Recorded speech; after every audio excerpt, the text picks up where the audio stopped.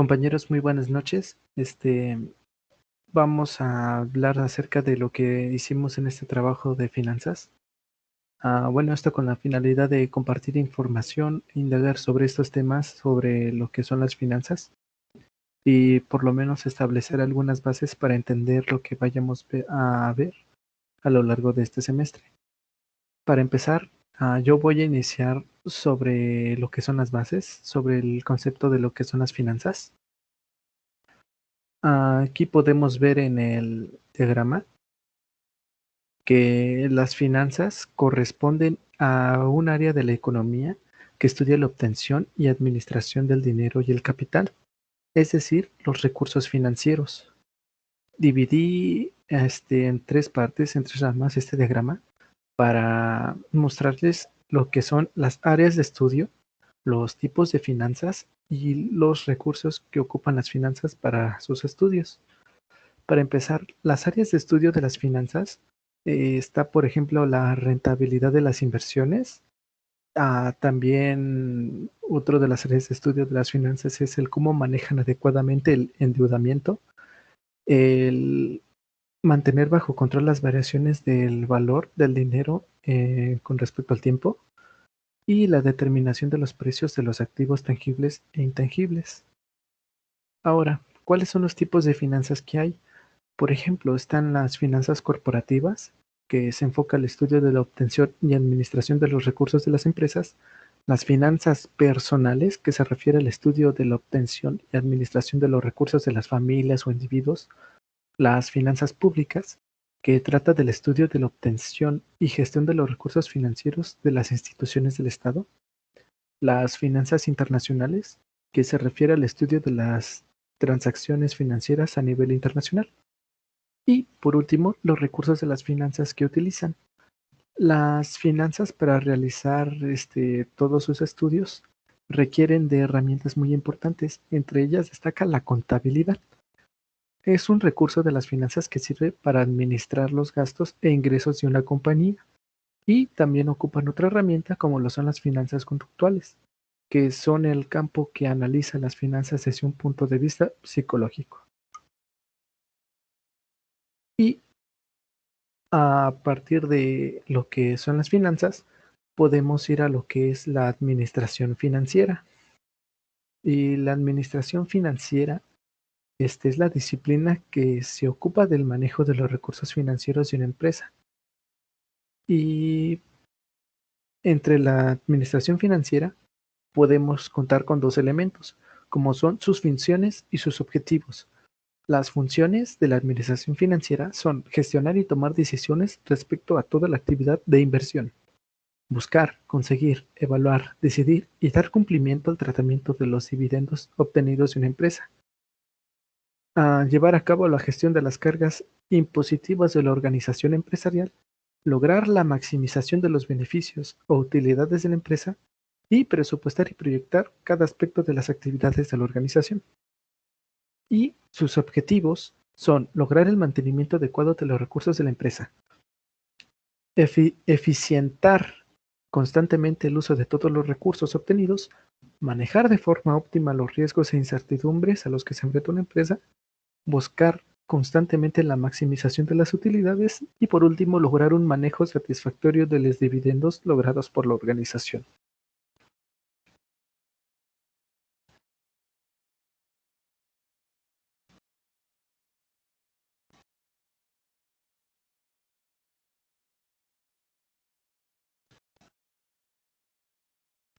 Bien, ahora me corresponde hablar a mí, soy Noelia y vamos a empezar a adentrarnos en el tema de las normas de información financiera.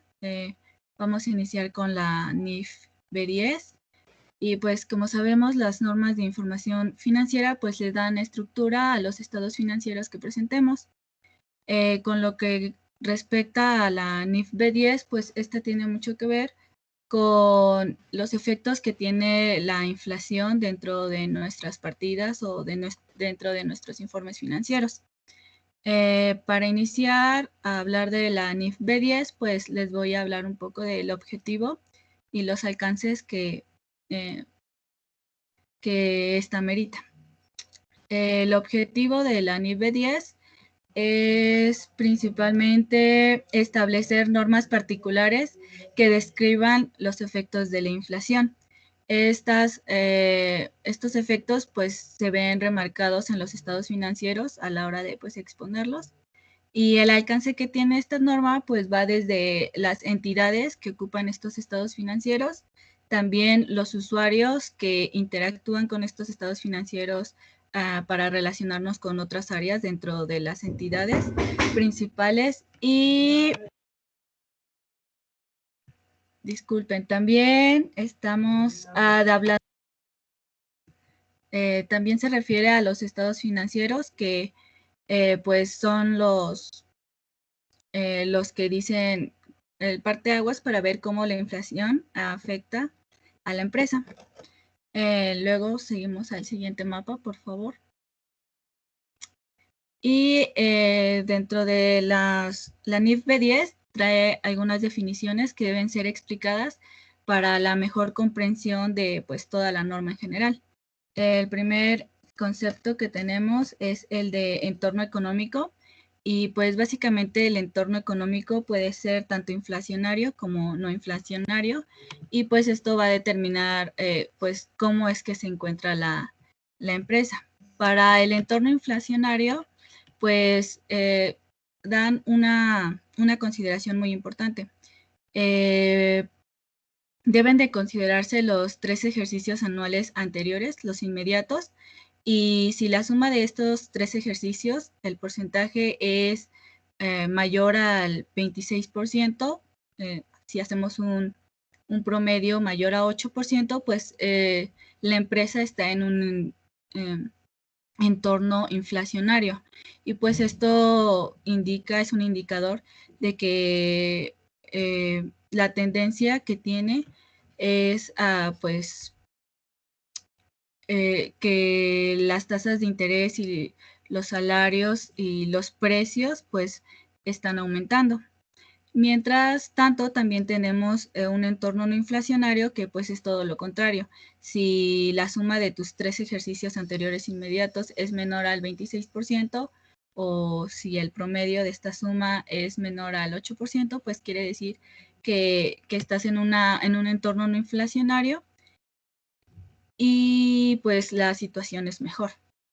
Luego, el siguiente concepto que tenemos pues es precisamente la inflación, que como ya sabemos y hemos hablado a lo largo de las clases, pues es el incremento generalizado y sostenido en un nivel general de los precios de una canasta que incluyen bienes y servicios, como lo vimos en un ejercicio anterior. Y pues estos son representativos en una economía y nos indican la pérdida del poder adquisitivo que tiene la moneda de pues un país. Luego también tenemos el índice de precios, que este índice de precios es un indicador económico y pues este se mide periódicamente. En clases hemos hablado del índice nacional de precios al consumidor. Este pues es un índice de precios y como lo hablamos en clase, pues este es periódico cada mes, los días 10 de cada mes y este lo investiga o sí lo recopila el INEGI. Pero también puede ocuparse otros tipos de otros índices oficiales y uno de ellos que recomienda esta norma también, bueno, que está aprobado, pues son las unidades de inversión.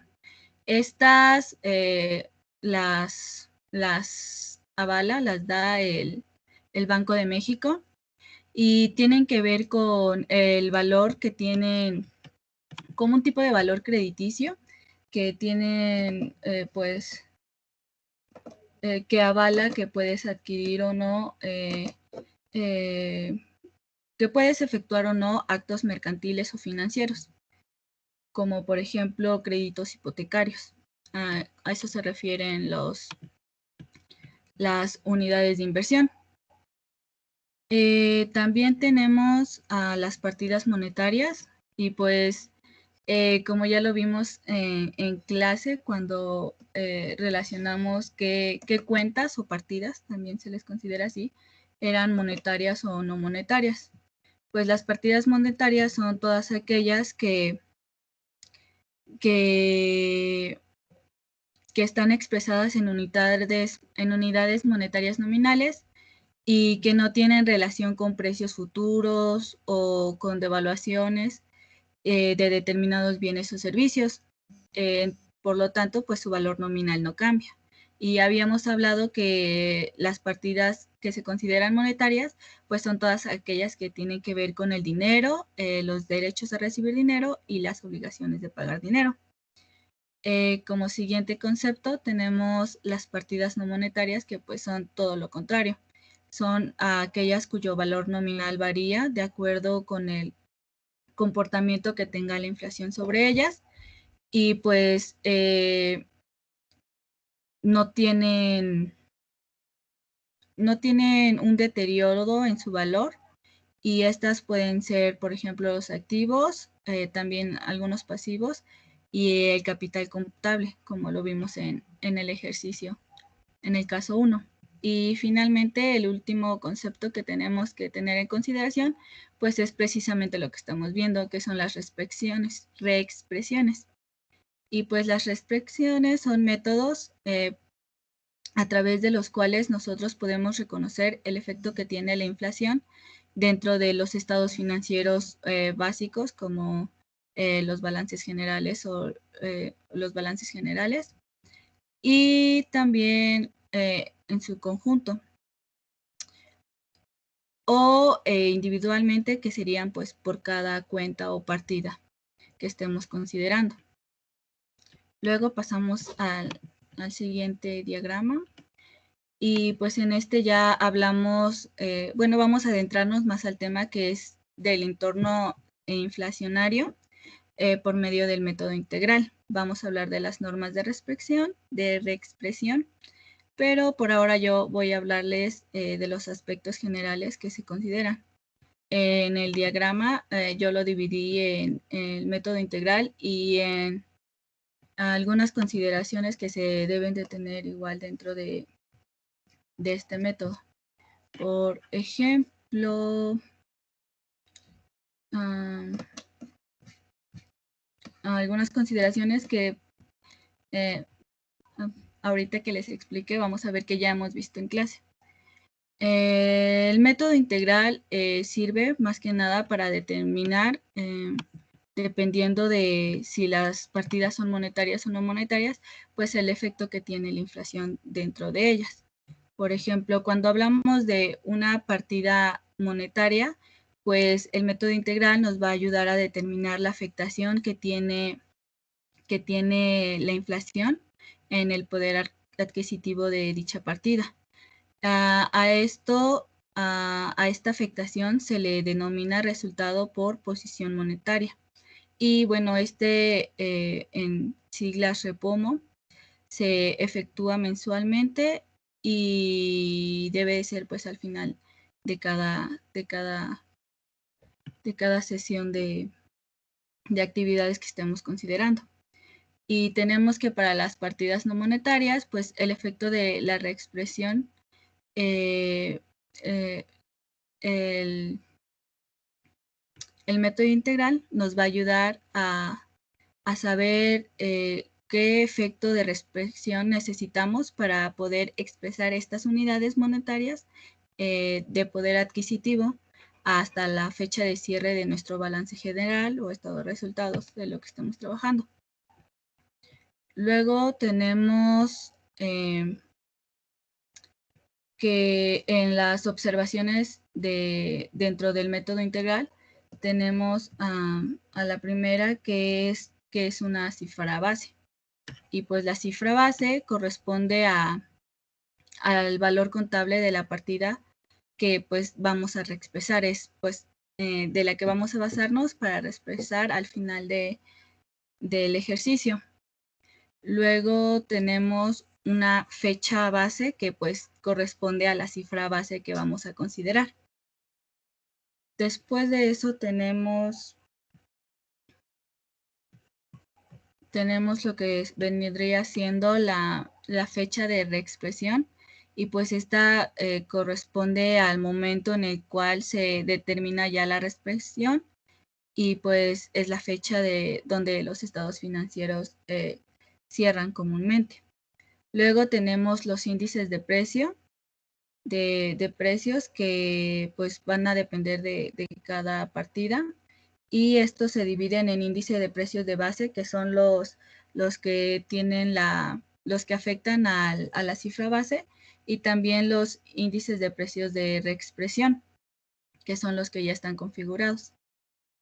Después tenemos el factor de reexpresión, que si recuerdan en clase ya hicimos esa actividad, y pues el factor de reexpresión es el resultado de dividir el índice de precios de reexpresión, o sea, cada uno de los precios ya reexpresados, cada uno de los índices, entre el índice de precio base, que es el que habíamos puesto en la parte superior. Ese es el factor de reexpresión, el resultado de esa división. Luego tenemos el porcentaje de inflación, y pues este es el nivel de inflación que hay dentro de un periodo, y pues debe de expresarse en términos porcentuales, y se determina restándole la unidad al factor de reexpresión, y a esta resta se debe multiplicar por 100 para ya obtenerlo en valores porcentuales. Bueno, antes, en penúltimo, tenemos a la cifra reexpresada, que pues es la que resulta al final del ejercicio y de multiplicar la cifra base por el factor de reexpresión correspondiente. Si recuerdan, pues estas actividades ya las realizamos en la clase anterior a este video. Y bueno, todas esas actividades pues tienen nombre, y a esa multiplicación se le conoce técnicamente como cifra reexpresada. Y finalmente, otra observación que se debe considerar es el efecto de reexpresión. Y esta es la diferencia entre la cifra reexpresada de una cuenta o de una partida y su cifra base. Y ya eso sería todo de mi parte. Entonces, hablando todavía sobre las normas de reexpresión, vamos a clasificarlo de dos maneras, en partidas monetarias y en partidas no monetarias. Primero les voy a hablar de lo que son las partidas monetarias. Aquí pues vamos a considerar dos tipos, en el caso de que son los activos monetarios y los pasivos monetarios. Los activos monetarios más comunes que puede tener la entidad pues, son el efectivo, instrumentos financieros, cuentas por cobrar e impuestos por cobrar.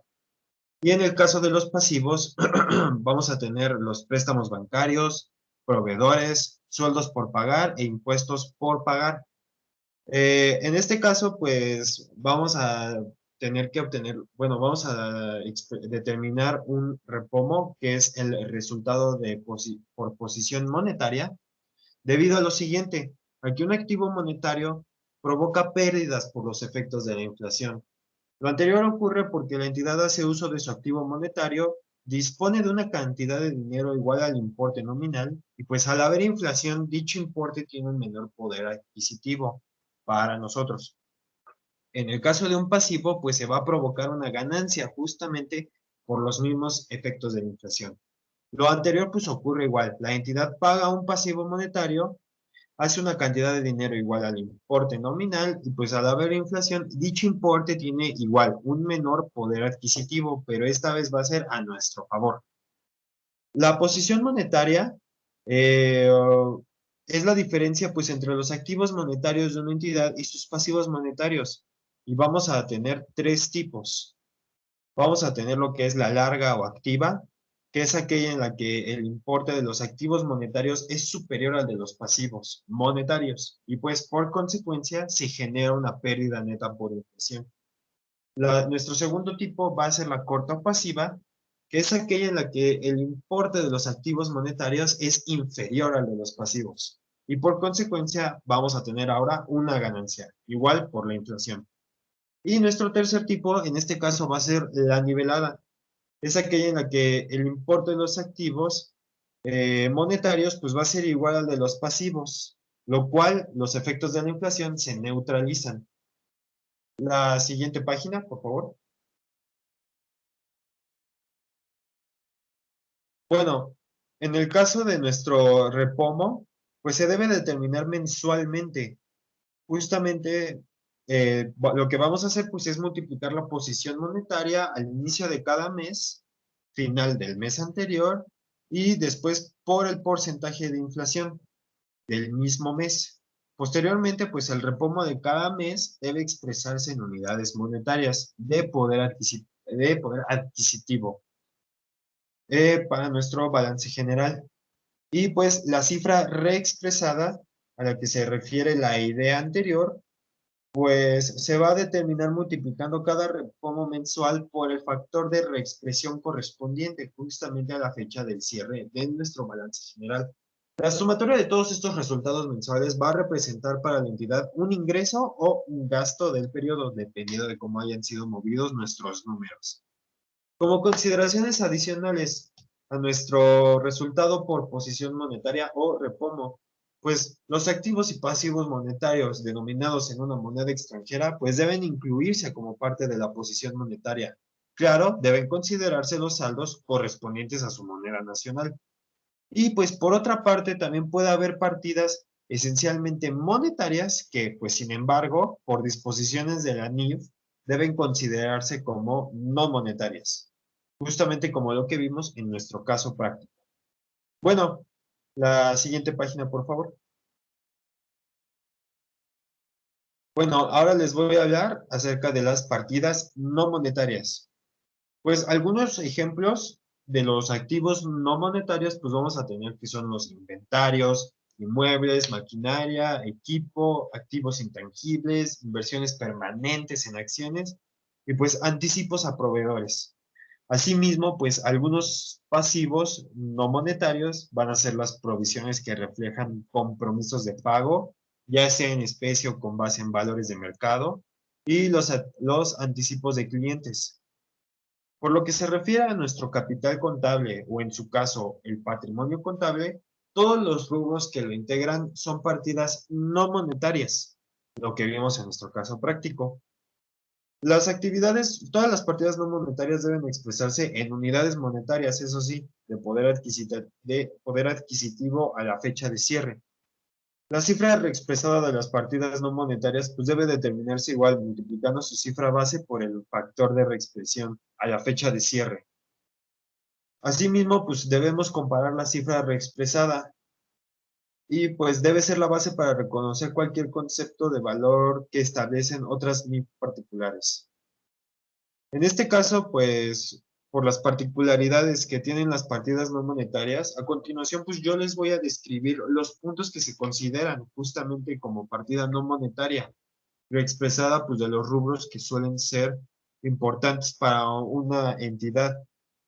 En este caso, pues primero me voy a ir con lo que son los activos y pues vamos a tener que a los inventarios, que pues en sí cada una de las partidas que conforman pues, el rubro de inventarios debe expresarse por separado. Todos nuestros activos van a ser por separado. Por ejemplo, materia prima, producción en proceso, producto terminado, mercancías en tránsito, estimaciones para obsolencia o lento movimiento, etcétera. Luego vamos a tener nuestra siguiente clasificación, que es inmuebles, maquinaria y equipo. De igual manera, por separado, vamos a tener edificio, maquinaria, mobiliario, etcétera.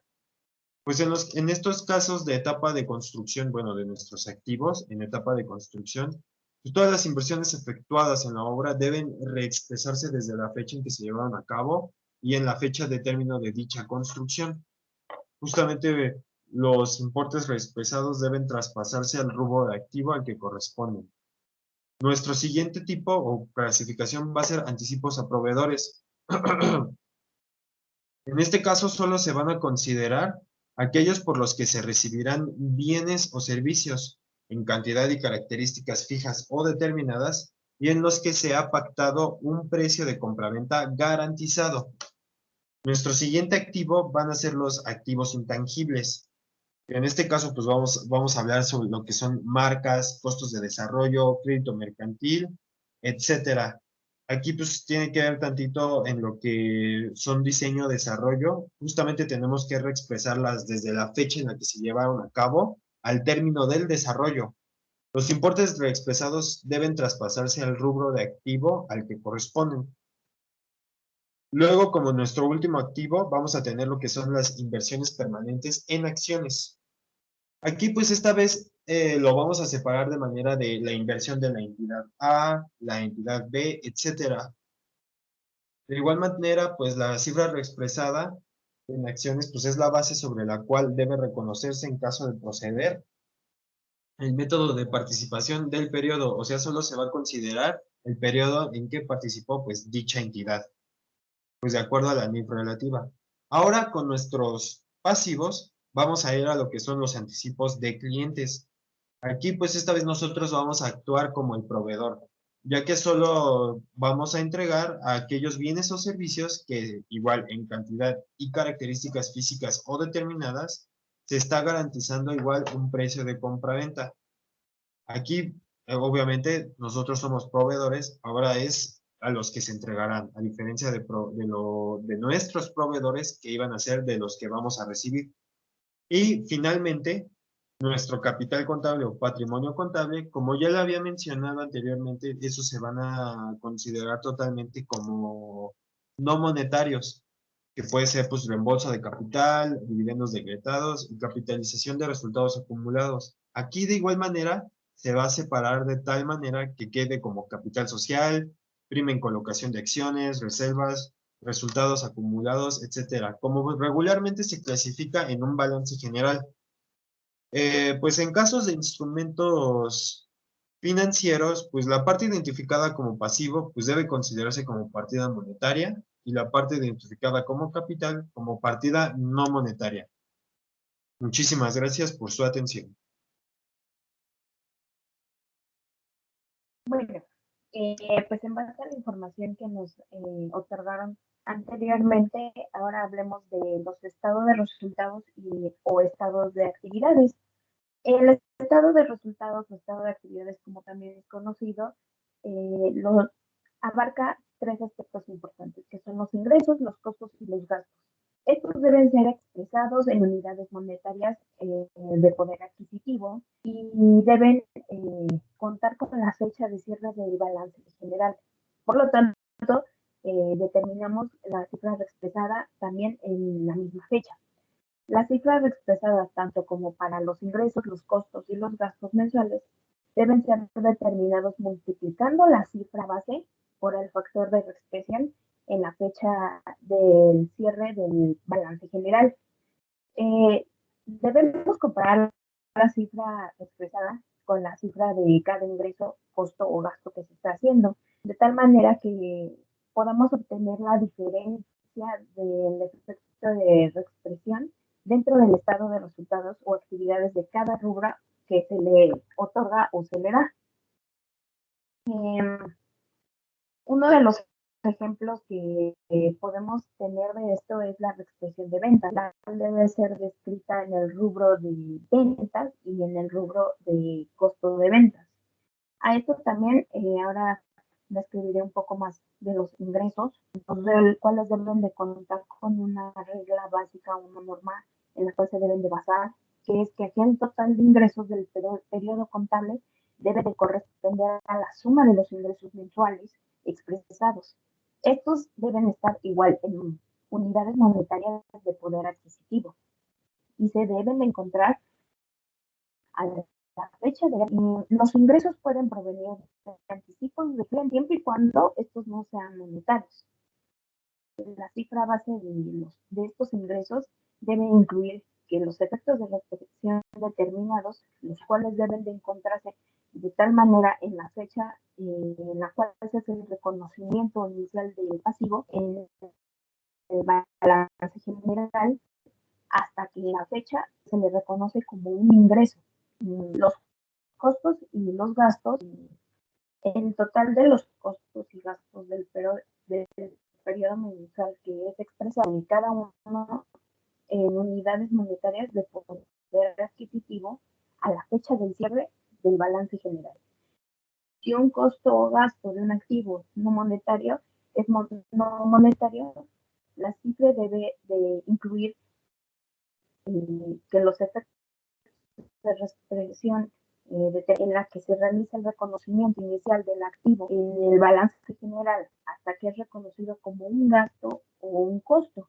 En dicho rubro de los costos y los gastos debemos de considerar que la determinación de la cifra expresada son importantes los rubros de la entidad como son los costos de venta, la depreciación y la amortización.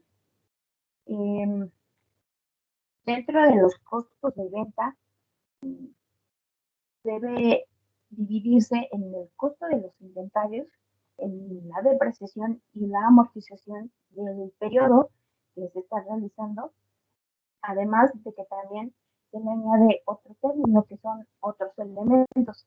Debemos, o vale la pena aquí recalcar que otros elementos se pueden determinar restándole el costo de venta, los inventarios vendidos, la depreciación y la amortización y el mismo costo.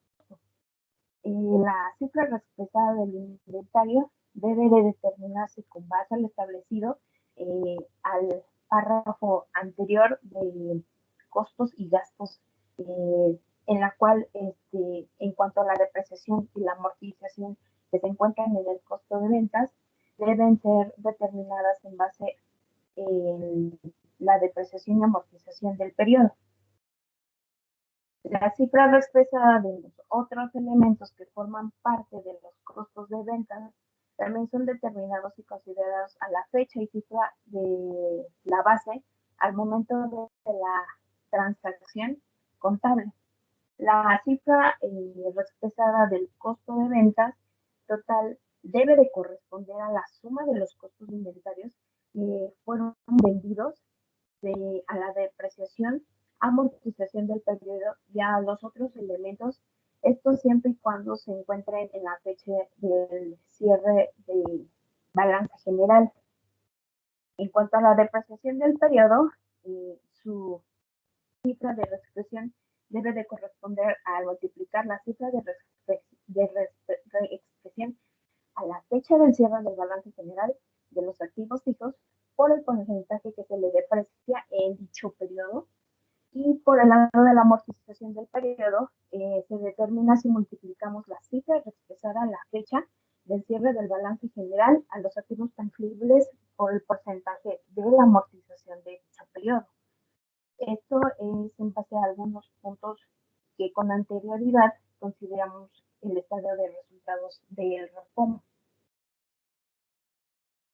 La siguiente, por favor. Ahora hablemos de las normas de representación. Está compuesto por un balance general. Las partidas deben expresarse en unidades monetarias de poder adquisitivo a la fecha del cierre. Para la expresión de partidas no monetarias, debemos representadas sumando la cifra base. Algunas normas de información financiera establecen que si el ajuste de la evaluación de ciertos activos deben ser reconocidos en el capital contable en las partidas integrales, en activos monetarios, en el ajuste de la evaluación se genera un repomo. Este mismo debe presentarse también en el capital contable. En una NIF relativa, el repomo en algunos pasivos que haya sido capitalizado en ciertos criterios activos con los cuales tengan relación por el costo de adquisición, el repomo debe ser presentado como un costo de adquisición. En el estado de resultados de actividades, para los ingresos, los costos y los gastos que son individuales deben ser representados en unidades monetarias de poder adquisitivo y deben estarse o encontrarse a la fecha del balance general sin haber hecho una separación de cifras base. El repomo que no se reporte en el capital contable y que no sea capitalizado actividades como parte del RIF. Basándonos en la NIF B3 del estado de resultados, el RIF deberá incluir inflaciones, fluctuaciones y cambios de valor de activos y pasivos financieros.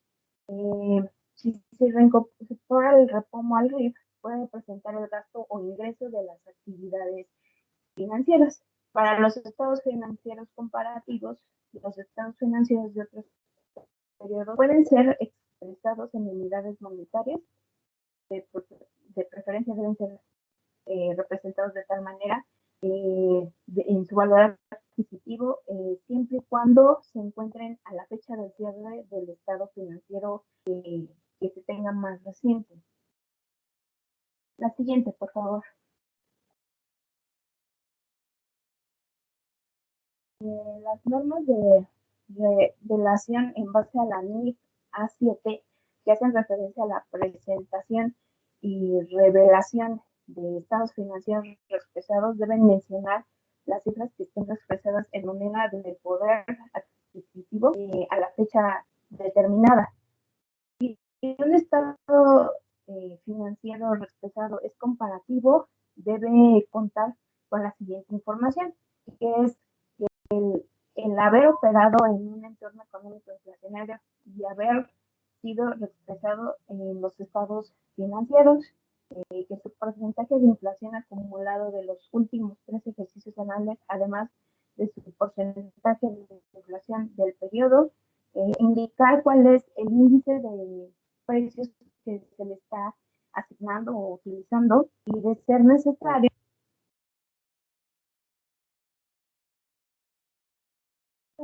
solo si es necesario y en un caso legal. La siguiente, por favor.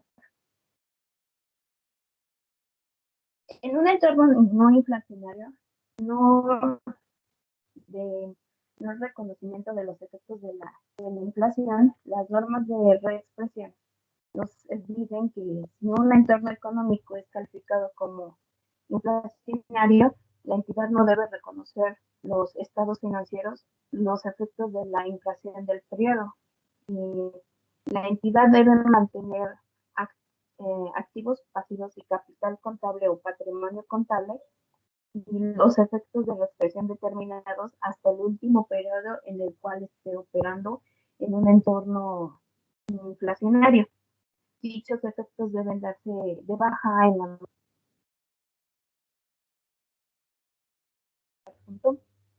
en las normas de representación, la identidad debe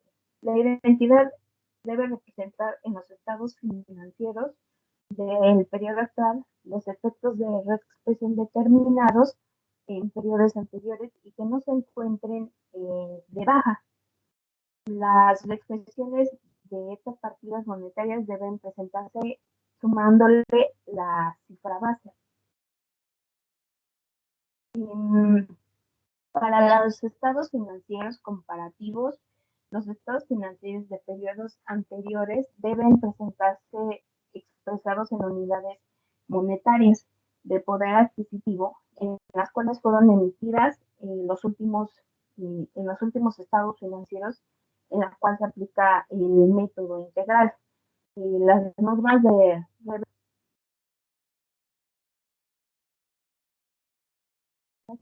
no haber expresado a los estados financieros,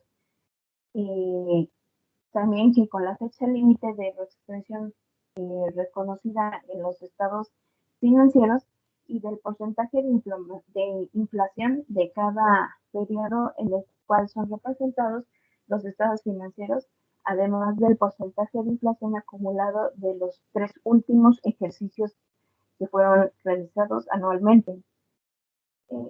La siguiente, por favor.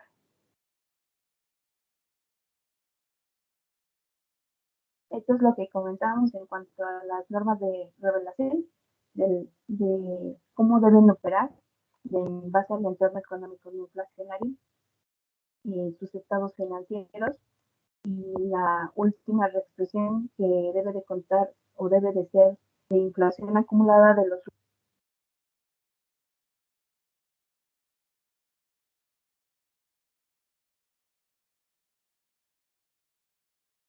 La siguiente. Gracias. Ahora hablemos o demos la introducción del cambio de entorno económico, que nos establece que en cada inicio de periodo contable anual, cada entidad debe analizar si hubo un cambio de entorno económico en el cual opera dicha entidad. Debe atender a las normas del reconocimiento contable que son establecidas por las NIF que apliquen del nuevo entorno. Si nosotros, en base a la información que hemos obtenido en este momento, podemos darnos cuenta que todo esto de lo que ya hablamos fue aplicado en el ejercicio visto en clase en las últimas dos clases, eh, en donde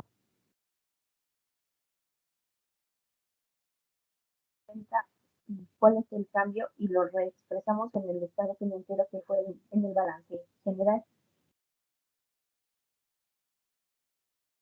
Esto.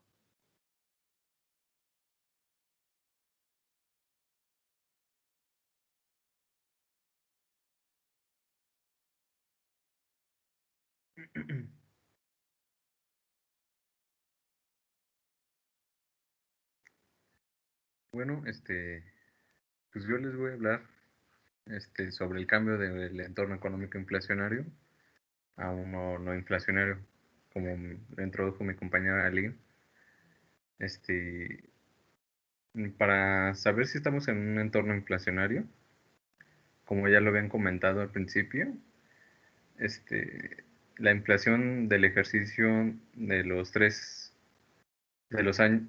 años anteriores tiene que ser igual o superior al 26%.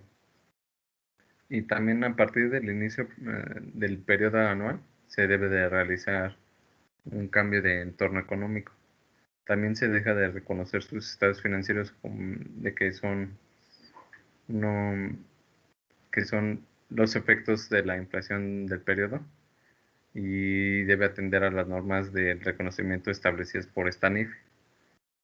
Igualmente debe mantener los efectos de restricción reconocidos hasta el periodo inmediato anterior, ya que estos todavía no terminan, y los que corresponden tanto como los activos como los pasivos y los capital contable que sigan vigentes.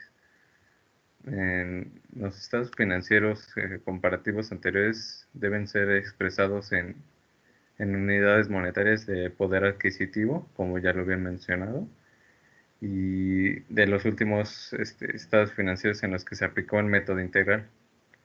Igualmente, las revelaciones requeridas cuando se emiten los estados financieros en un entorno no inflacionario deben revelarse en notas a los estados financieros del hecho de haber cambiado de un entorno económico inflacionario a uno no inflacionario. La que sigue, por favor. Y ahora al contrario, vamos a ir de un cambio de un entorno económico no inflacionario a uno inflacionario, en donde ya existe la inflación. Entonces, es cuando la inflación es inferior, en este caso ya es menor a 26% de lo acumulado durante los 3 años anteriores. Y para cambiar el entorno, primero la entidad debe reconocer los efectos de la inflación en la información financiera. También se debe de llevar a cabo una aplicación de retrospectiva que más adelante se los mostraré. Y debe ajustarse al saldo inicial del estado financiero más antiguo. Los estados financieros comparativos deben expresarse igual en unidades monetarias de poder adquisitivo. Y la aplicación de retrospectiva para reconocer los efectos acumulados se utiliza para reconocer los efectos acumulados de la inflación que existió durante todos los periodos que estuvo en un entorno no inflacionario. Igualmente, esta aplicación de retrospectiva ayuda a que los estados financieros de periodos anteriores deben ajustarse. Igualmente como el anterior tema de cambio de un entorno económico inflacionario a uno no inflacionario, se debe de revelar cuando se emiten en un entorno no inflacionario. En notas, se deben de revelar en notas a los estados financieros el hecho de haber cambiado del entorno. En la que sigue, por favor, les voy a hablar sobre la aplicación de la retrospectiva, lo que implica. Debe expresarse todos los activos y pasivos no monetarios existentes hasta la fecha de cálculo, tomando como cifra base lo que corresponde ya sea a la última expresión conocida. Igualmente debe expresarse todo y cada uno de los movimientos en el capital contable. Después deben afectarse los resultados acumulados por los ajustes a los que se hacen referencia a los incisos anteriores. Y dichos ajustes, en su caso, deben reconocerse netos de los impuestos a la utilidad. En la que sigue, por favor. Bueno, esta norma NIF B10 entró en vigor en el 2008, el 1 de enero, y deja sin efecto al boletín B10, que es el reconocimiento de los efectos de la inflación en la información financiera. La que sigue, por favor. Ya habían hablado de un poco del repomo y yo les voy a seguir contando algunos aspectos importantes. Como ya lo había mencionado, quiere decir resultado por posición monetaria. Y son todas las partidas monetarias que debe determinarse el repomo.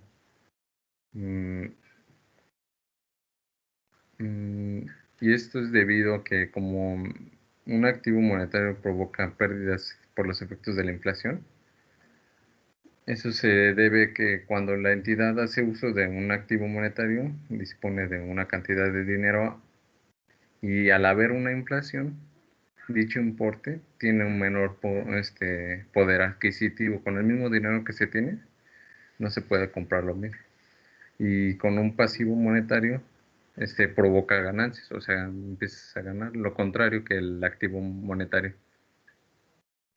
Y esto ocurre porque cuando la entidad paga un pasivo monetario, lo hace con una cantidad de dinero igual al importe nominal y dicho importe tiene un menor poder adquisitivo, o sea, te cuesta menos.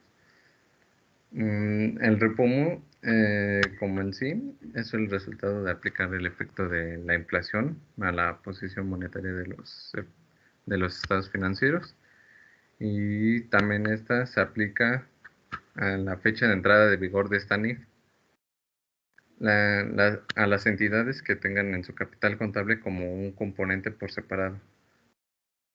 Es decir, algún repomo derivado de restricciones de ejercicios anteriores y debe ser reclasificarlo al rubro de resultados acumulados. Y el cálculo del repomo se calcula de manera mensual. La que sigue, por favor. También les voy a hablar un poco del RETAM.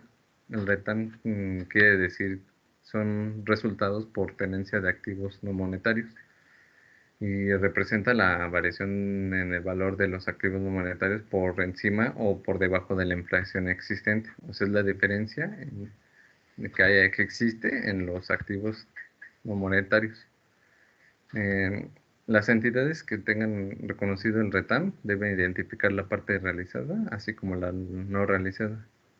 En la parte realizada se identifica como, por ejemplo, a los inventarios. Y este saldo debe mantenerse como tal dentro del capital contable.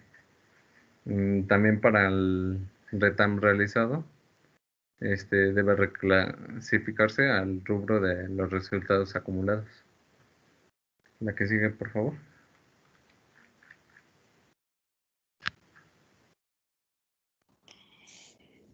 Bueno, ya adentrándonos en lo que es la NIF B2, que habla de los estados de flujo de efectivo, les voy a hablar un poquito sobre el objetivo.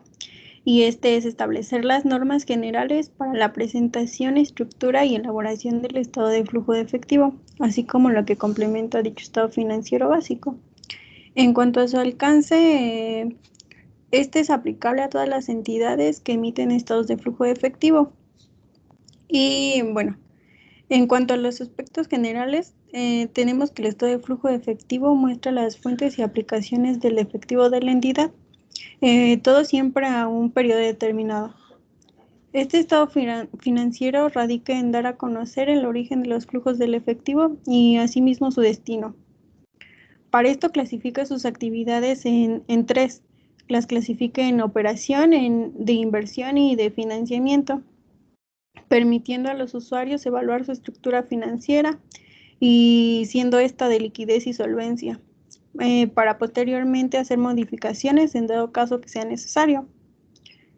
Como por ejemplo, podríamos tener que hacemos modificaciones en los periodos de cobro y de pagos adaptándolos a nuestra situación. Siguiente, por favor. Ahora vamos con lo de las definiciones de términos que se implementan en esta NIF. Tenemos que el efectivo es la moneda de curso legal, tanto en caja como en depósitos bancarios, disponible para la operación de la entidad. Después tenemos a los equivalentes de efectivo y son valores de gran liquidez y fácilmente convertibles en efectivo. Tenemos el flujo de efectivo, que son las entradas y salidas de dinero. Y bueno, las entradas de efectivo son las operaciones que provocan el aumento de saldos de efectivo. Así como hay entradas, también tenemos las salidas de efectivo, que son las operaciones que provocan la disminución de los saldos del efectivo. Las actividades de operación son la principal fuente de ingresos para la entidad. Las actividades de inversión son las relacionadas con la adquisición y disposición de materiales. Por ejemplo, podrían ser los activos tangibles, la maquinaria, el equipo, etc. Tenemos las actividades de financiamiento.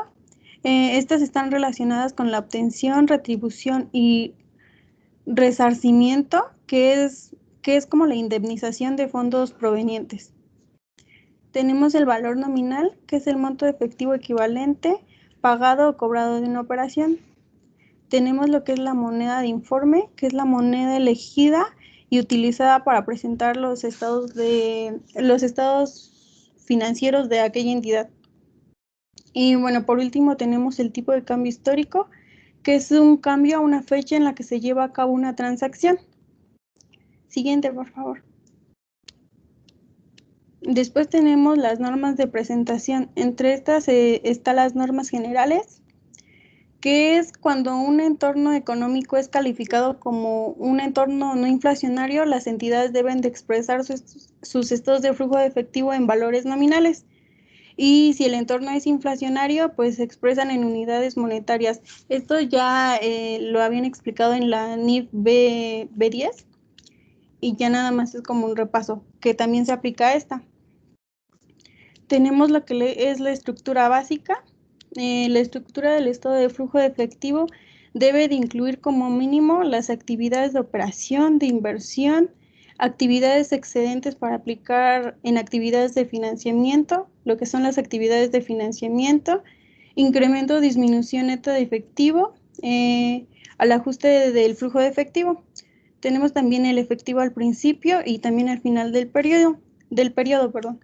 Y también dice que la entidad debe presentar los flujos de efectivo en términos brutos cuando es en cobros o pagos, pero también puede presentarse en términos netos cuando es en pagos o cobros procedentes de partidas en las que la rotación sea rápida.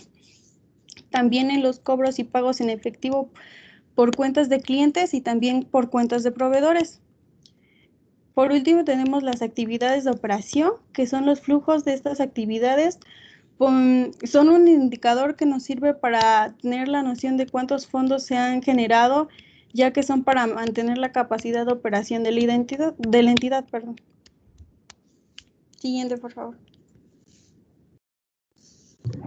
Bien, ahora les hablaré sobre las actividades de inversión. Estos son flujos de efectivo relacionados con actividades de inversión que representan la medida en la que la entidad ha canalizado los recursos. También Otra forma de entenderlo es que representan la medida en la que se desembolsan los recursos para ciertas actividades o producir beneficios a futuro. Tenemos como ejemplo cuando hacen pagos por adquisiciones de activos tangibles, que ya habían explicado a mis compañeros sobre, como ejemplo tenemos las maquinarias, plantas industriales, instalaciones, etcétera. Tenemos que se clasifican en efectivo excedente para aplicar en actividades de financiamiento, adquisiciones y disposiciones de subsidiarias y otros negocios, inversiones en subsidiarias no consolidadas asociadas y negocios conjuntos. Como ejemplo de esta última son operaciones en intercompañías, como ejemplo en una fábrica de aeronaves donde participan dos socios. Estos se ponen de acuerdo en que uno puede ofrecer lo que son el recurso como tal y las operaciones o las actividades. Cada uno se encarga de esas actividades, como son los costes, y cada uno recibe una parte proporcional a lo que invirtió. Después tenemos que en otros ejemplos de actividades de inversión, como yo he dicho, son pagos o cobros en efectivo, y el activo tangible. Tenemos como lo son los instrumentos de financieros, que es un contrato entre dos partes, que es la parte A, que proporciona lo que es el activo financiero, y la parte B, que es el pasivo financiero, o sea, la deuda. La siguiente, por favor. Bueno, ahora les hablaré sobre las actividades de financiamiento.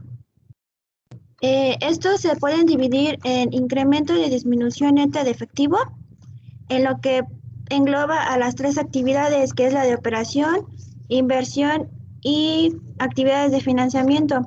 Esto da como un flujo efectivo neto, o sea, la suma algebraica de estas tres.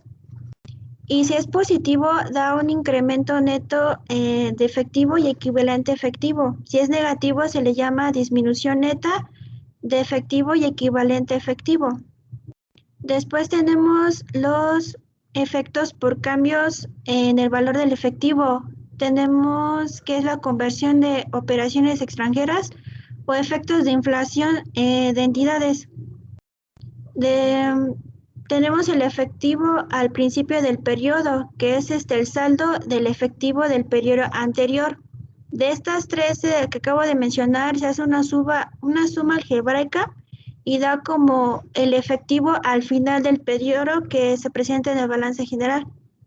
Entonces, como conclusión de actividades de financiamiento, es compra o venta de acciones de una subsidiaria a la participación no controlada, como son las transacciones entre accionistas o propietarios. La siguiente, por favor. Como condiciones adicionales tenemos que los intereses y como los dividendos se representan en los flujos de efectivo, dependiendo de la partida en la que están asociadas, ya sean en las actividades de operación o de financiamiento.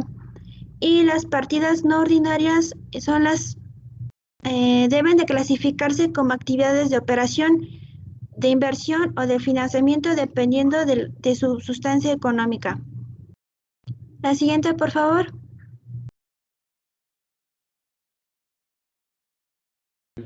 Mi nombre es Diego y yo les voy a hablar acerca de los procedimientos para elaborar estados de flujo de efectivo.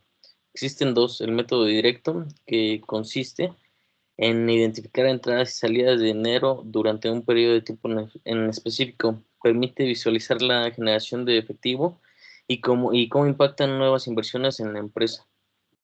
¿Qué partidas se consideran dentro de este método? Está la cobranza en efectivo de los clientes, efectivo que ha sido recibido por concepto de intereses, dividendos, rendimientos sobre inversiones, cobros derivados de la operación, pagos en efectivo del personal y proveedores. En el método indirecto, esta parte de la utilidad es parte de la utilidad antes de impuestos. Se ajusta por los efectos de operaciones de periodos anteriores cobradas o pagadas en el periodo actual, sean estas de inversión o de financiamiento. ¿Qué tipo de partidas se podemos encontrar en este método? depreciación y amortización, diferencias por fluctuaciones cambiantes, utilidad o pérdida en ventas de propiedades, equipos u otro tipo de activos, cambios de cuentas operacionales, así como cuentas por cobrar, inventarios, cuentas por pagar, pasivos, etcétera. Bien, dentro de las actividades tenemos 3 clasificaciones, lo cual es la actividad de operación, que son actividades operativas, son las principales actividades generadoras de la ganancia de la entidad, por ejemplo, recibos de efectivo de clientes, pagos en efectivo de proveedores y empleados, y flujo de efectivo de inversiones. También tenemos las actividades de inversión, que representan la medida en lo que se ha realizado los desembolsos de recursos que se prevé que van a producir beneficios a futuro. Dentro de estas tenemos pago en efectivo por adquirir activos a largo plazo, ya sea propiedad, planta o equipo, y pagos en efectivo por adquirir patrimonio o instrumentos de deuda de otras entidades e intereses del negocio en conjunto. Por último, tenemos las actividades de financiación. Son aquellas que encuentran relacionadas con la obtención de recursos financieros, ya sea mediante aportes de capital o bien utilizando fuentes de terceros. Como ejemplo tenemos efectivo proveniente de préstamos y pago de efectivo en cantidades prestadas, pagos de efectivo por un arrendatario o la reducción de pasivos vencidos. Bien, a continuación tenemos los flujos de efectivo en operaciones extranjeras. Estos se pueden dar bajo 2 entornos: en un entorno económico no inflacionario, en el cual los flujos de efectivo del periodo deben convertirse al tipo de cambio histórico. El saldo inicial del efectivo debe convertirse al tipo de cambio de la fecha de cierre del periodo anterior, y si el saldo final del efectivo debe convertirse en el tipo de cambio de la fecha de cierre del periodo actual. En el entorno económico infraccionario, tenemos los flujos de efectivo del periodo deben convertirse al tipo de cambio de cierre al periodo actual. El saldo inicial de efectivo debe convertirse al tipo de cambio de la fecha de cierre del periodo actual. Y por último tenemos que el saldo final del efectivo debe convertirse al tipo de cambio de la fecha de cierre del periodo actual. Se puede utilizar un tipo de cambio representativo de las condiciones existentes en las fechas en las que se generan los flujos de efectivo, como puede ser el tipo de cambio promedio ponderado del periodo. Después tenemos los flujos de efectivo, los cuales son consolidados y comparativos. Los consolidados deben eliminarse los flujos de efectivo que ocurrieron en el periodo entre las entidades ilegales que forman parte de la entidad económica que se consolida. Son flujos de efectivo derivados de operaciones de intercompañías, de aportaciones de capital y de dividendos de pagos. Por otra parte, en los flujos de efectivo comparativos tenemos un entorno económico no inflacionario, en el cual los estados de flujo de efectivo comparativos de periodos anteriores deben presentarse expresados en valores nominales. En el entorno económico inflacionario, los estados de flujo de efectivo comparativos de periodos anteriores deben presentarse expresados en unidades monetarias de poder adquisitivo a la fecha de cierre del periodo actual. En el entorno de no inflacionario a inflacionario, los estados de flujo de efectivo de periodos anteriores deben presentarse expresados en unidades monetarias de poder adquisitivo de la fecha de cierre del periodo actual. Y del entorno de inflacionario a no inflacionario, los estados de flujo de efectivo de periodos anteriores deben presentarse expresados en las unidades monetarias de poder adquisitivo del último estado de los flujos de efectivo, presentando dentro de un entorno inflacionario e incluido dicha presentación comparativa. Bien, por último tenemos lo que viene siendo las normas de revelación. La NIF B2 exige en el apartado de relevación que todo lo referente o en relación al efectivo se haga en notas de balance general respecto a la integración de dichos saldos. La entidad debe incluir los rubros importantes de inversiones a la vista que forman parte de dicho efectivo y equivalentes de efectivo.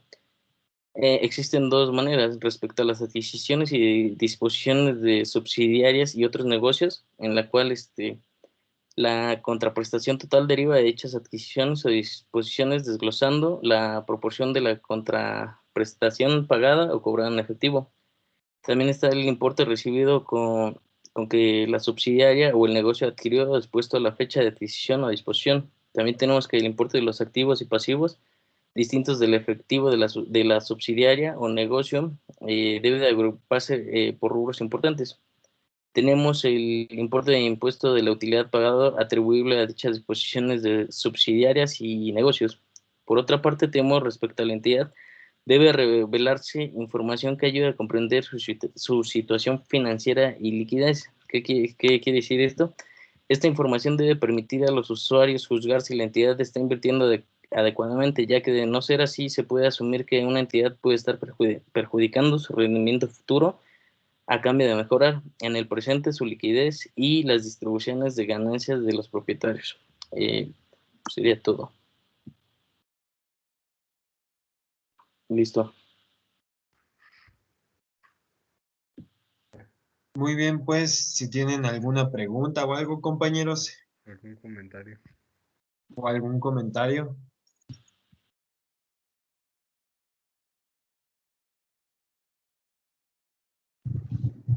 Sí, ¿cuál dirías,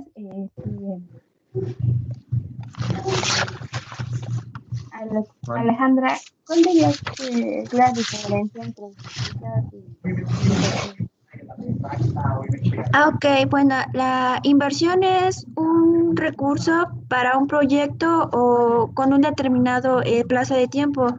Estos son los recursos que la empresa puede acceder a, y la inversión son vaya, son como el dinero, el recurso que se le da a la empresa. Y la empresa ya con eso son los, ¿cómo decir? Los recursos que ya puede contar para trabajar. Esa es la diferencia.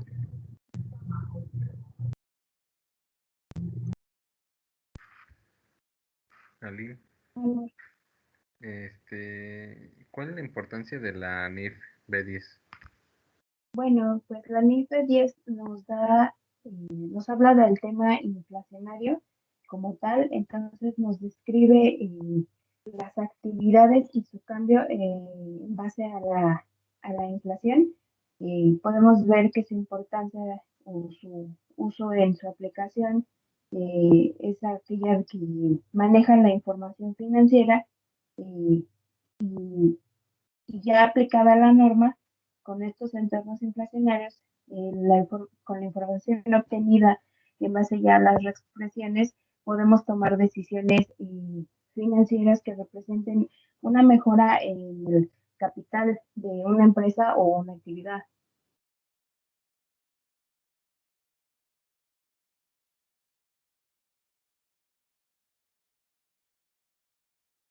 ¿Alguien más que quiera hacer una pregunta?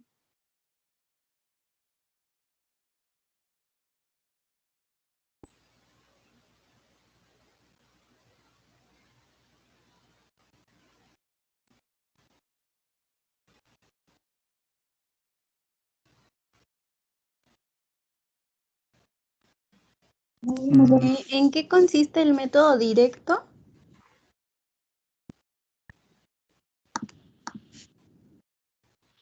Claro que sí. Mira, el método directo principalmente se utiliza para calcular estados de flujo de efectivo. Este método se utiliza para identificar las entradas y salidas del dinero durante un periodo de tiempo en específico, y gracias a esto nos permite una mejor visualización, un mejor análisis de la generación de efectivo y de cómo impactan las inversiones dentro de la empresa.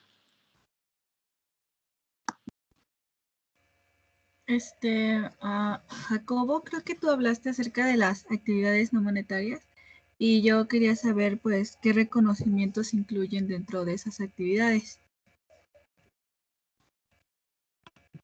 Sí, sí, sí.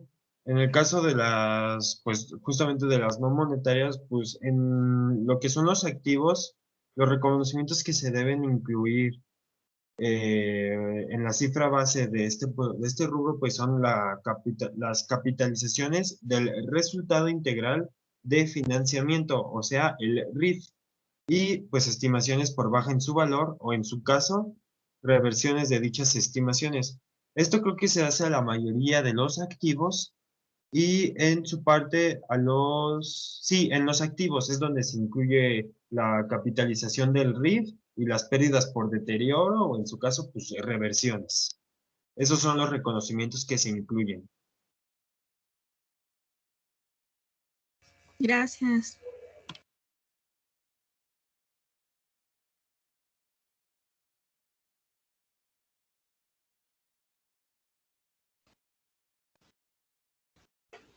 Yo tengo una pregunta. Por ejemplo, es del resultado por posición monetaria.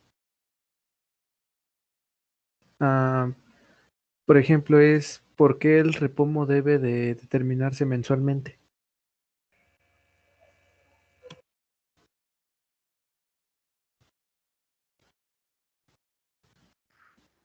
Bueno, el repomo se debe determinar a las partidas monetarias, tanto eh, a las partidas monetarias de los activos y de los pasivos. De los activos, pues se debe de determinar porque cuando la entidad hace uso de ese activo, dispone de una cantidad de dinero igual a la de su importe inicial, y al haber una inflación, pues baja su poder adquisitivo. Y para el caso del pasivo monetario, se debe de determinar el repomo porque, porque el dinero, porque lo hace con una cantidad de dinero igual al del importe nominal, y cuando hay inflación, dicho importe tiene un poder adquisitivo menor.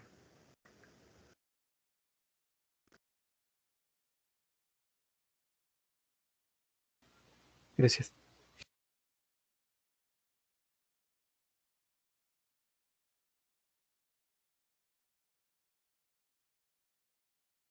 Bueno, pues considero que con esto ya podríamos cerrar esta sesión. Quiero agradecer a los compañeros pues, que la participación y el apoyo entre nosotros. Creo que fue una plática muy buena y pues quedaría pues, revisar todavía nada más el documento. Muchísimas Sí, gracias a todos por su atención y también por su participación. igualmente muchas gracias a todos, incluso por estar en esta plática algo larga. Y igual agradezco mucho la paciencia que todos tuvimos y bueno, nada más.